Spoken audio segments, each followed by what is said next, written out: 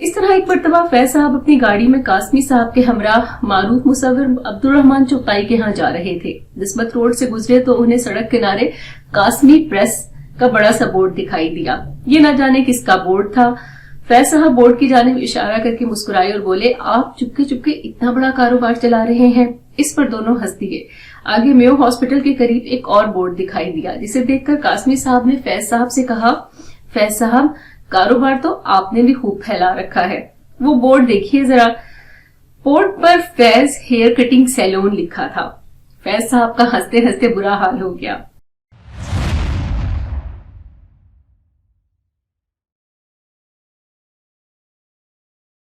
کسی ادیب یا تخلیقار کو سمجھنے کے لیے ہمیں جن چیزوں سے مدد ملتی ہے ان میں 2-3 چیزیں سر فہرست ہیں. سب سے پہلے کوئی سوانح عمری یا خود نوشت, اسی طریقے سے خطوط جو اس نے اپنے کسی پیاروں کو لکھے, اور تیسری چیز وہ خاکے ہیں جو اس شخصیت پر اس کے کسی قریبی شخص نے لکھے اور اس کے اوپر اپنی رائے یا اپنے تاثرات کو قلم بند کیا. خاکہ نگاری کے حوالے سے آج میرے پاس ایک بڑی ہی اہم کتاب ہے, دروازے جس کا نام ہے, اور اس کے تخلیق کار یا اس کے لکھنے والے عرفان جاوید صاحب ہیں. عرفان جاوید صاحب لاہور میں پیدا ہوئے اور انہوں نے گورنمنٹ کالج لاہور اور انجینئرنگ یونیورسٹی لاہور اور سندھ یونیورسٹی سے تعلیم حاصل کی. ان کے خاکوں کی کتاب میں نہ صرف یہ دروازے شامل ہے بلکہ سرخاب کے نام سے بھی انہوں نے خاکے لکھے, اور اسی طرح سے کافی ہاؤس ان کا افسانوی مجموعہ ہے. عجائب خانہ کے نام سے ان کی کتاب جو کہ بڑی ہی معروف قسم کی تحریر پر مشتمل ہے حال ہی میں سامنے آئی. اسی طریقے سے آصف فرخی صاحب کے منتخب افسانوں کا ایک مجموعہ بھی انہوں نے مرتب کیا ہے. جناب اس کتاب میں ایسی کیا خاص بات ہے کہ جس کی وجہ سے میں اس کتاب پر آج بات کرنے جا رہی ہوں, تو خاکہ نگاری کے حوالے سے یا تاثراتی اسکیچ قلم بند کرنے کے حوالے سے عرفان صاحب کی یہ وہ کتاب ہے جس میں انہوں نے اپنے کچھ قریبی لوگوں کے اور کچھ نامور ادیبوں کے خاکے کچھ اس انداز سے یا کچھ اس اسلوب میں قلم بند کیے ہیں کہ ان کا تاثر ہمارے ذہن پر اس طور نقش ہو جاتا ہے کہ وہ بھلائے نہیں بھولتا. اور سب سے خاص بات یہ ہے کہ کیونکہ ان کی ان نامور ادیبوں میں جن میں عبداللہ حسین یا مسنصر حسین تارڑ صاحب یا احمد ندیم قاسمی صاحب یا فراز صاحب یا شکیل عادل زادہ صاحب, عاصم بٹ صاحب, کئی لوگ ایسے ہیں کہ جن کے ساتھ ان کا ایک ذاتی تعلق بھی رہا اور ان کا ملنا جلنا بھی رہا. تو انہوں نے جتنے قریب سے ان لوگوں کو دیکھا, ان کی شخصیت کو سمجھا اور ان پر بات کی یا ان کے خاکے لکھے. خاکوں کی خاص بات یہ ہے کہ ان خاکوں میں انہوں نے کہیں پر بھی ضرورت سے زیادہ توصیف سے کام نہیں لیا. منوان لکھا, جو جیسا شخص انہیں لگا اس کی شخصیت پر ویسا ہی لکھا. کہیں کسی بات سے اختلاف ہوا تو اس اختلاف کو بھی لکھا. اور جو بہت ایک چیز اپیل کرتی ہے یا اچھی لگتی ہے اس کتاب میں وہ ان کا اسلوب ہے. عرفان صاحب کو مہارت حاصل ہے ایک اچھے سے اسلوب میں, اور ان کی نثر بڑی ہی سجی ہوئی کہہ لیں, مرصع کہہ لیں, خوبصورت کہہ لیں, اور قاری کو اپنی گرفت میں لے لینے والی دلچسپ قسم کی ایک نثر ہے. اور اس نثر کے ذریعے انہوں نے جن لوگوں کے خاکے لکھے وہ خاکے چونکا دینے والے ہیں. ان خاکوں میں کچھ بشری کمزوریاں بھی نظر آتی ہیں اس شخصیت کی یا اس ادیب کی, اور وہ خوبیاں بھی نظر آتی ہیں جن کی وجہ سے انہوں نے لوگوں کے دلوں پر راج کیا. تو کچھ خاکے ایسے تھے کہ جنہوں نے مجھے بہت متاثر کیا اور جن پر میں نے سوچا کہ بات ہونی چاہیے. تو اس میں سب سے پہلا خاکہ یہاں پر احمد ندیم قاسمی صاحب کا ہے, اور وہ خاکہ پارس کے نام سے ہے. پارس آپ جانتے ہیں کہ وہ پتھر ہے کہ جسے چھو جائے اسے سونا کر دیتا ہے.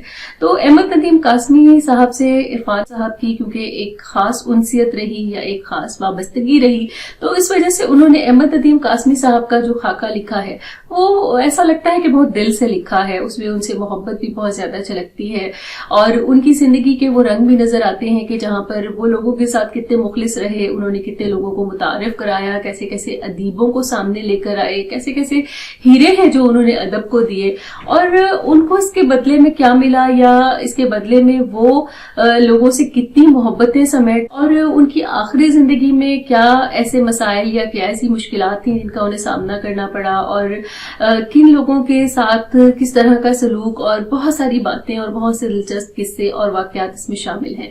اس میں احمد ندیم قاسمی صاحب کی ذاتی پسند ناپسند کے علاوہ उनके मुख्तलिफ रवैये, मुख्तलिफ चीज़ों के बारे में उनका नुक्ता नज़र, मुख्तलिफ चीज़ों को उनका देखने का अंदाज, सलीका, सब कुछ इसमें शामिल हो जाता है। एक तो इक़्तिबासात हैं जो कि मैं अहमद नदीम कासमी साहब के खाके पारिस में से आपको पढ़कर सुनाती हूँ। अब ये बड़ा मजे का किस्सा है जो यहाँ सुनाया जा रहा है, और इस किस्से में बताया जा रहा है कि कासमी साहब और फैज साहब जो कि चंद चीज़ों पर कुछ अपने बुनियादी फिक्री इख्तलाफात भी रखते थे, लेकिन फिर भी इस तरीके से वो दोनों साथ हैं और कहीं जा रहे हैं और रास्ते में एक दूसरे से थोड़ा हंसी मजाक कर रहे हैं। तो जनाब उस हंसी मजाक का थोड़ा सा जरा हिस्सा मुलाहिजा कीजिए। इस तरह एक मरतबा फैज साहब अपनी गाड़ी में कासमी साहब के हमराह मारूफ मुसव्विर अब्दुर्रहमान चुगताई के यहाँ जा रहे थे। निस्बत रोड से गुजरे तो उन्हें सड़क किनारे कासमी प्रेस का बड़ा सा बोर्ड दिखाई दिया। ये न जाने किसका बोर्ड था। फैज साहब बोर्ड की जानिब इशारा करके मुस्कुराए और बोले, आप चुपके चुपके इतना बड़ा कारोबार चला रहे हैं। इस पर दोनों हंस दिए।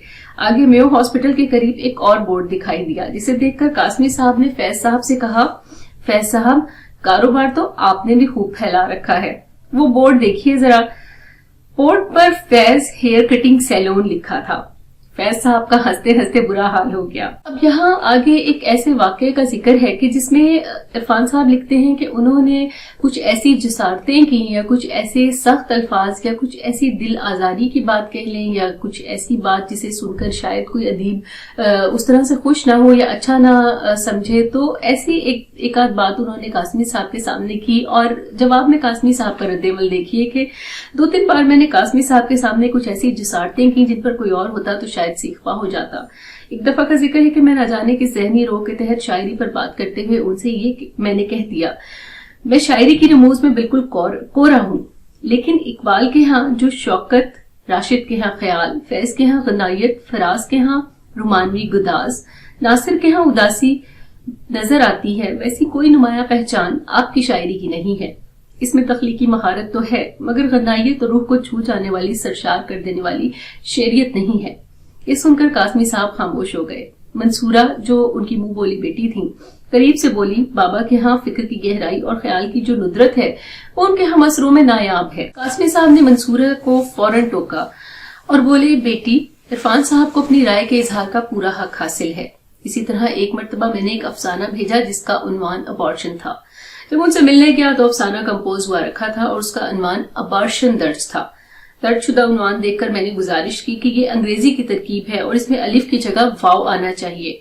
इतना सुना था कि करीब में बैठे एक अदीब ने तलखी से मुझे टोक दिया, क्या अब आप हमें सिखाएंगे?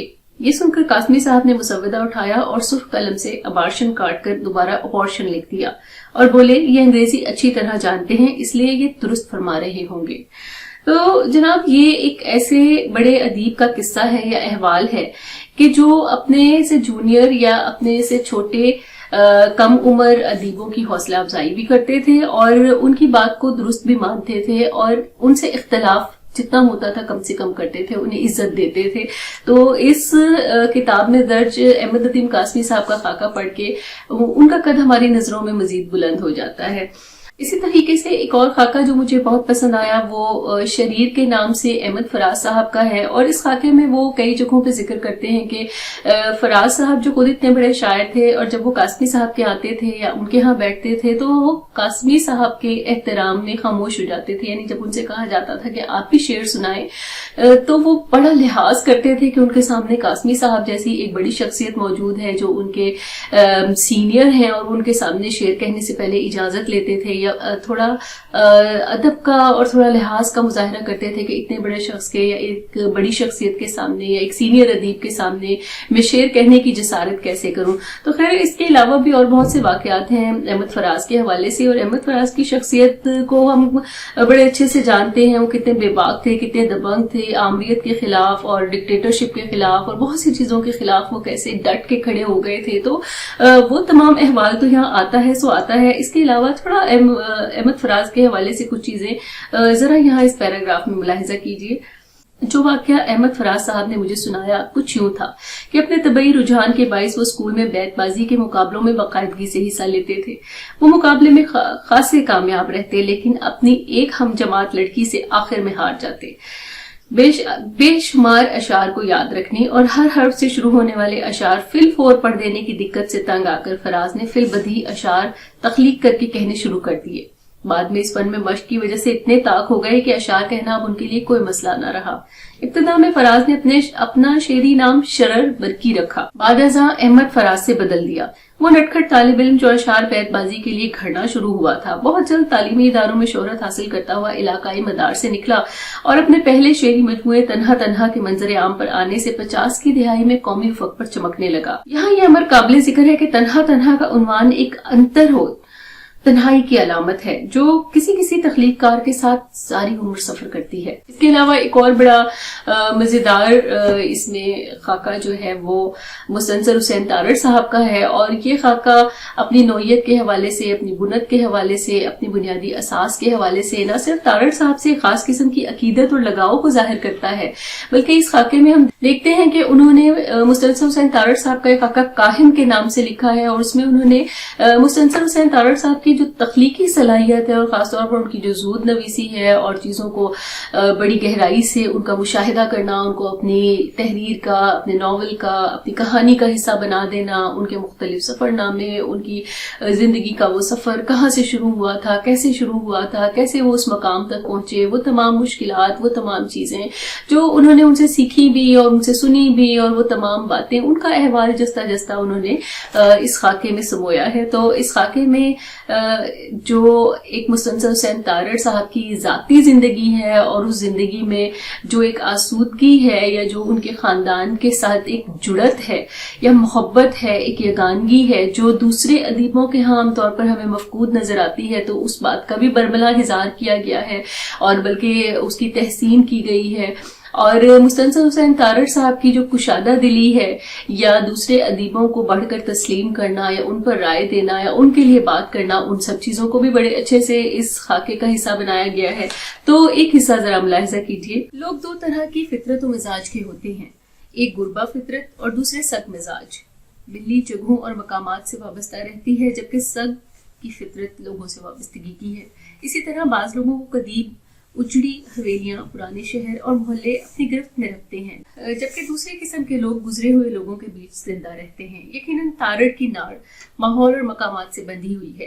ये कादराबाद हो, वादी सवात हो, कामरान की बारादरी हो या चौक चकला हो या केटू का बेस कैंप और उसकी गर्द फैली हुई सफेदी, सूखे हुए दरिया, सरसोती के बंजर पाट की सनसनाती हवा, पहाड़ों के चिटकते पत्थरों की दरारों और अंधी गहराई हुई चोलिस्तान की पुरहेबत रात। तारड़ उनमें भटकती रूह की तरह बेचैन फिरता है। कुछ अजब नहीं कि जब वो नींद में होता है तो उसकी रूह नामालूम गुजरगाहों पर से रवां दवा सफर करती है।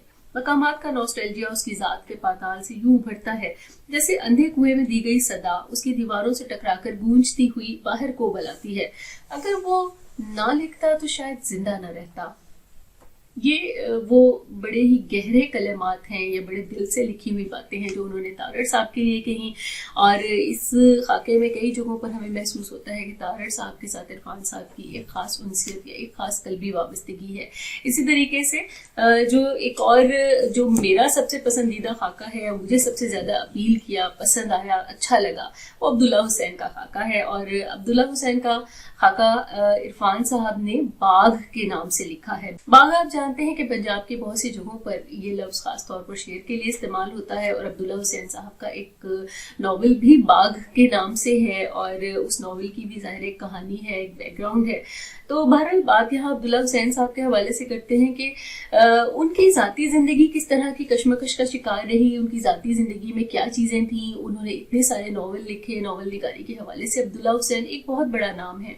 फिर हम देखते हैं कि अब्दुल्ला हुसैन के नॉवल उदास नस्लें को जितनी पजीराई मिली और जितना ज्यादा उसको डिस्कस किया गया, उस पर बात की गई, उस पर मज़ामीन, फीचर्स, बहुत सी चीजें लिखी गई, उस पर उनके इंटरव्यूज हुए, उतनी तवज्जो उनकी बाकी नॉवलों और बाकी कहानियों को उस तरह से नहीं दी गई। और इस बात का अब्दुल्ला हुसैन को अक्सर ही गिला रहा। उनके बहुत से इंटरव्यूज में वो ये बात कहते रहे। खुद इस खाके में भी इरफान साहब ने कई जगहों पर इसी बात का तज़किरा किया कि अब्दुल्ला हुसैन को इस बात का गिला रहता था कि उनका नॉवल उदास नस्लें और उनके अफसाने नशेब को ज्यादा डिस्कस किया जाता है, उनकी बाकी तख्लीकात को उस तरह से पजीराई नहीं दी जाती। खासतौर पर नादार लोग जो अब्दुल्ला हुसैन को खुद बहुत पसंद था नॉवल, उस पर या बाघ पर उस तरह से बात नहीं होती। ताहम इरफान साहब जिस तरह से سے عبداللہ حسین کی ذاتی زندگی کا ایک احوال کھینچتے ہیں، ان کے پرسنل یا ذاتی نجی معاملات دکھاتے ہیں، ان کی والدہ کی وفات اور وفات کے بعد جو ایک خلا ان کی زندگی میں آیا، اور پھر ان کے والد صاحب جو انہیں زندگی کا درس دیتے رہے، زندگی کے بارے میں بہت سی باتیں بتاتے رہے، وہ سب چیزیں، اور کس طریقے سے عبداللہ حسین بہت کھرے آدمی تھے، بہت سی باتیں جو ان کے دل میں ہوتی تھیں فوراً ان کی زبان پر آ جاتی تھیں، اور بہت سی ایسی چیزیں کہ جن کا اظہار وہ کرنا چاہتے تھے تو اس میں وہ تاخیر نہیں کرتے تھے۔ عبداللہ حسین کی زندگی کن مشکلات سے گزری، ناول کیسے انہوں نے لکھنا شروع کیا، کن چیزوں کو وہ پسند کرتے تھے، کن چیزوں کو وہ پسند نہیں کرتے تھے، اور پھر ایک خاص بات یہ کہ وہ پاپولیرٹی یا وہ شہرت جو ان کی تخلیقات کو ملی تھی وہ اس طرح سے ان کو ذاتی حیثیت میں نہیں ملی تھی، یعنی لوگ ان کی تخلیقات سے بہت متاثر تھے، لیکن جب وہ مجمع میں جاتے تھے، حالانکہ وہ اتنی باروب شخصیت کے مالک تھے اور اتنے خوبصورت، اتنے قد کاٹ میں اچھے، لیکن جب ان کے ساتھ تارڑ صاحب ہوتے تھے تو یہ احوال بھی بڑا مزے کا ہے کہ لوگ تارڑ صاحب کے پاس بھاگے چلے جاتے تھے اور ان سے ملتے تھے اور ان کو تحائف دیتے تھے۔ تو عبداللہ حسین جس طریقے سے وہ سب دیکھتے تھے اور اسے دیکھنے پر جو عرفان صاحب ان کے چہرے پر آنے والے تاثرات کو یہاں پر نوٹ کرتے ہیں، وہ سارا احوال بھی بہت دلچسپ ہے۔ اسی طریقے سے جب عبداللہ حسین کی کیونکہ بیٹی تھیں اور ذاتی زندگی میں ایک خلا تو تھا، تو جبکہ مستنصر حسین تارڑ صاحب کی جو ایک پرسنل یا ذاتی زندگی ہے وہ بہت بھری پوری ہے، اور جب وہ بیمار ہوتے ہیں تو کیسے ان کا بیٹا جو ہے وہ بھی بھاگا چلا آتا ہے اپنی نوکری چھوڑ کر، وہ ان کے پٹی سے لگ کر بیٹھ جاتا ہے، اور بیٹی بھی اور گھرانہ سارا ارد گرد ہے۔ تو جب عبداللہ حسین بیمار ہوتے ہیں تو انہیں اس چیز کی بھی ایک بڑی کمی محسوس ہوتی ہے کہ جو توجہ تارڑ صاحب کو اپنی فیملی سے یا محبت وغیرہ ملی تو وہ ان کے ہاں ایک خلا رہ گیا، اور اس کا احوال یہاں پر وہ کچھ اس طرح سے درج کرتے ہیں، ذرا دیکھیے۔ انہوں نے اپنے وفات سے چند روز پہلے تعصب بھرے لہجے میں ایک اعتراف کیا: مجھے ایک افسوس ہے، میں نے اپنی مرضی کے مطابق ایک بھرپور زندگی گزاری ہے، اپنے حصے کی شہرت کمائی، کامیابیاں حاصل کی تو ناکامیابی پائی ہیں۔ اردو کے ہماگیر قداور ادیب نے توقف کیا اور بولے: میں اپنے اہل خانہ کو پوری طرح توجہ نہیں دے پایا۔ کوہن سالہ فنکار کی سرمئی افسردگی کے پیچھے ایک کہانی تھی اور ایک عالمگیر حقیقت بھی۔ جب وہ بیمار ہوئے تو ڈاکٹر کو دکھایا گیا، مزید ٹیسٹ ہوئے تو خوفناک تشخیص سامنے آئی، انہیں کینسر تھا۔ لاہور میں وہ گھنٹوں ڈاکٹر کے کلینک اور ہسپتال اور لیبارٹری کے باہر بیٹھے رہتے اور کئی مرتبہ مجھ سے جھلا کر کہتے: اس عمر میں اتنا انتظار نہیں ہوتا۔ انہیں دنوں مستنصر حسین تارڑ بیمار ہو کر آپریشن کے لیے اسپتال گئے تو عبداللہ حسین کی پریشانی دیدنی تھی، بار بار بے چین ہو کر ان کی خیریت دریافت کرتے اور اپنی فیس بک پر بھی سب کو ان کی صحت کے لیے دعا کرنے کی درخواست کرتے۔ ان کا والہانہ جذبہ غیر معمولی تھا۔ ادھر مستنصر حسین تارڑ کے بچے بیرون ملک سے باپ کی عیادت اور خدمت کو بھاگے چلے آئے۔ ڈاکٹر بیٹی آپریشن کے دوران تھیٹر میں باپ کے ساتھ رہی، بڑا بیٹا اقوام متحدہ کی اہم ذمہ داریاں چھوڑ کر پائنتی سے لگ کر بیٹھ گیا اور چھوٹا بیٹا دن رات خدمت کرنے لگا۔ ان کی بیگم بھی پورے دل و جان سے ان کی صحت کے لیے دعا گو رہی۔ ادھر کینسر کی تشخیص کے بعد عبداللہ حسین صاحب کی بیگم اور بیٹا کو ان کے لیے جذبہ ہمدردی میں پیش تو رہے، مگر تیمارداری میں بڑھ نہ پائے۔ کینسر تیزی سے پھیلتا رہا، تخلیق کار تنہائی کا شکار ہو گیا۔ بس ان کی بیٹی جو ان کا عشق بھی تھی، بیٹوں سے بڑھ کر ثابت ہوئی۔ چند جگہیں تو پر ہوئی مگر بہت سی جگہیں خالی رہ گئیں۔ انہوں نے لاشعوری طور پر اپنا موازنہ کیا اور خاندان کے ترازو میں تارڑ صاحب کا پلڑا بھاری پایا۔ تبھی وہ تعصب بھرے لہجے میں بولے: مجھے ایک افسوس ہے، میں نے اپنی مرضی کے مطابق بھرپور زندگی گزاری، اپنے حصے کی شہرت کمائی، کامیابیاں حاصل کی، ناکامیاں بھی پائیں، مگر ایک غلطی ایسی ہے جسے اب میں درست نہیں کر سکتا، میں اپنے اہل خانہ کو پوری توجہ نہیں دے پایا۔ ایک اور خاکہ جس نے بہت متاثر کیا اور جو بہت دلچسپ ہے، بہت خوبصورت ہے، شکیل عادل زادہ صاحب کا ہے اور بازیگر کے نام سے ہے۔ شکیل عادل زادہ صاحب کو سبرنگ کے حوالے سے ہم سب جانتے ہیں، اور ان کے سبرنگ کے مختلف مجموعے جنہیں اب بک کارنر جہلم دوبارہ سے شائع کر رہا ہے اور بڑی خوبصورت کہانیاں ہیں، تو وہ تو ہم سب سے پوشیدہ نہیں۔ شکیل عادل صاحب کی ذاتی زندگی یا ان کی زندگی کے وہ واقعات جو ہماری نظروں سے اوجھل تھے، تو انہیں عرفان صاحب نے بڑی خوبصورتی سے، بڑی مہارت سے یہاں بیان کیا ہے۔ واضح رہے کہ عرفان صاحب کے یہ تمام خاکے اخبار جنگ میں دروازے کے عنوان سے شائع ہوتے رہے، اور جو شکیل عادل زادہ صاحب کا خاکہ ہے اس میں ان کی زندگی بہت دلچسپ ہے۔ کس طریقے سے مینا کماری نام کی وہ مشہور ہیروئن یا فلمی اداکارہ، تو اس کے ساتھ ان کا کس طریقے سے ایک رومانس کہہ لیں یا ایک وقت بڑا اچھا گزرتا ہے، اور پھر जैसे वो खामोशी से उसकी जिंदगी में आते हैं उसी तरह खामोशी से उसकी जिंदगी से निकल भी जाते हैं। तो मुख्तलिफ बड़ी मारूफ किस्म की शख्सियात, जिसमें रईस अमरोही का नाम है, कमाल अमरोही का नाम, जॉन एलिया का नाम है, इस तरह ये वो शख्सियात हैं जिनके साथ उनका एक करीबी ताल्लुक भी रहा, मोहब्बत भी रही, कारोबार भी रहा, दोस्ती भी रही, कुछ जगहों पर कुछ तलखियां भी आई। उनका जिक्र भी इरफान जावेद साहब ने इस किताब में किया है या इन खाकों में किया है। तो शकील आदिल ज़ादा साहब की जिंदगी वैसे तो बहुत दिलचस्प है, उसमें उनके बहुत सफरनामे और बहुत सी चीजें इसमें आएंगी उनके खाके में, तो खैर वो आपको खुद पढ़नी होगी। तो सबरंग और बाजीगर जैसे बड़े मशहूर और मारूफ अदबी सिलसिले या अदबी डाइजेस्ट जो उनके हाथ से गए, तो उसका एक दुख किस तरह से उनके दिल में मौजूद रहा, उन्हें तकलीफ देता रहा, उस हवाले से ज़रा कुछ हिस्सा देखिए। उन पर एक दौर ऐसा भी गुजरा जब दोपहर का आराम तो एक जानिब, रात की नींदें भी उनसे दूर हो गई। हरदम खिलखिलाने वाले वज़ादार अदीब खामोश होकर रह गए, उन्हें चुप सी लग गई। ये उस दौर की बात है जब उनका पाल पोस कर जवान किया गया सबरंग उनसे जुदा कर दिया गया था। उनकी औलाद बाजीगर को मुख्तलिफ अहबाब कच्चे अंदाज में लिखने लगे थे, तब उन्हें मैंने एक हद दर्जा बेचैन देखा, अलबत्ता उनकी ज़बान से सख्त कलिमात तब भी ना सुने।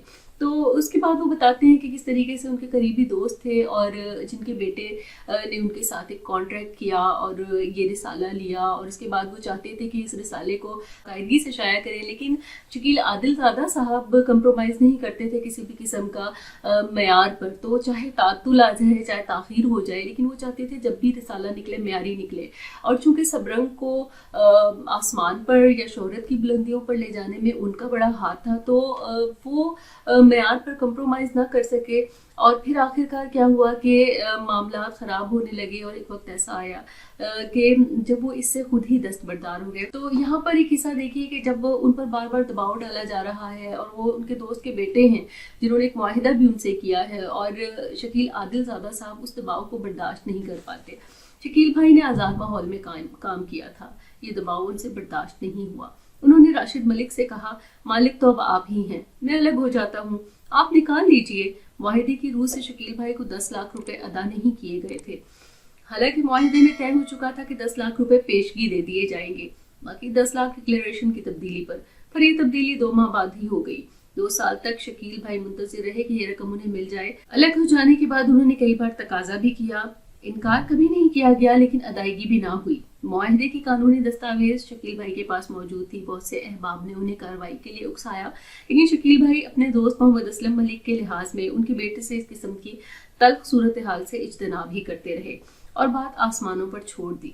तो इतना बड़ा दिल किसी का होता है कि जो अपने हाथ से पाल पोस कर बड़ा किया गया या कामयाबी की मंजिलों पर या कामयाबी की उड़ान भरता हुआ रिसाला किसी और के हवाले कर दे। तो ये शकील आदिल ज़ादा साहब के और किस्से और उनकी बातें, उनका खाका और इस तरह के और बहुत से खाके, बहुत सी बातें, आसिम भट्ट साहब का, अहमद अदीम कासमी साहब का और बहुत से लोगों के किस्से, अहमद बशीर साहब का वाक़यात इसमें मौजूद हैं। ताहम इख्तिसार को पेश नज़र रखते हुए बस इतना ही, और आपको सुजेस्ट किया जाता है या तजवीज़ दी जाती है कि खाकों की इस किताब को ज़रूर पढ़ें। ये उर्दू अदबियात में खाका निगारी के हवाले से बहुत अहम किताब है। संगेबील पब्लिकेशंस ने इस किताब को शाया किया है और इरफान जावेद साहब इस किताब के मुसन्निफ़ हैं। आप सबका बहुत शुक्रिया।